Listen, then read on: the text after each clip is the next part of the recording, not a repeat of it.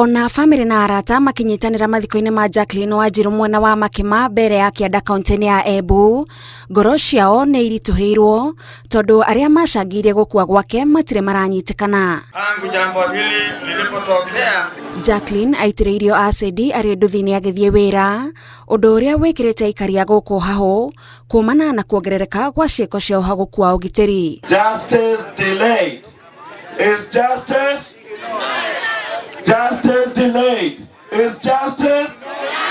Na hapa tumeona ya kwamba crime rate imeendelea kuongezeka sana hapa. Aikari mataririe Jacqueline ta mundu urari mwirutaniria mwinyihia no uraihuire iroto iria riu cikinyitio muthia na giko giki kia unyamu. I stand with the leaders that are calling for the justice of Jackie, and we are praying that everything possible is going to be done ndio mambo ya Jackie yawe ya kuwa inafanyika vizuri na wauaji wa Jackie wapatikane and they be put to book. Riu maroria maabitha ugitiri mehika gwika uthuthuria makiuga ciiko cia uha gukua ugitiri ni ciongererekete mwena ucio undu uria utumite muingi kuu ugaikara na haho. We have a responsible government that should be able to investigate and give us information about who killed Jackie.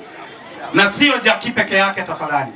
Yule mzee Juma pale ambaye alikuwa amembeba alilazwa hospitali, watoto wake na watu wake wakakosa amani kwa sababu ya mtu ambaye alikuwa ametumwa na shetani kufanya mambo yake.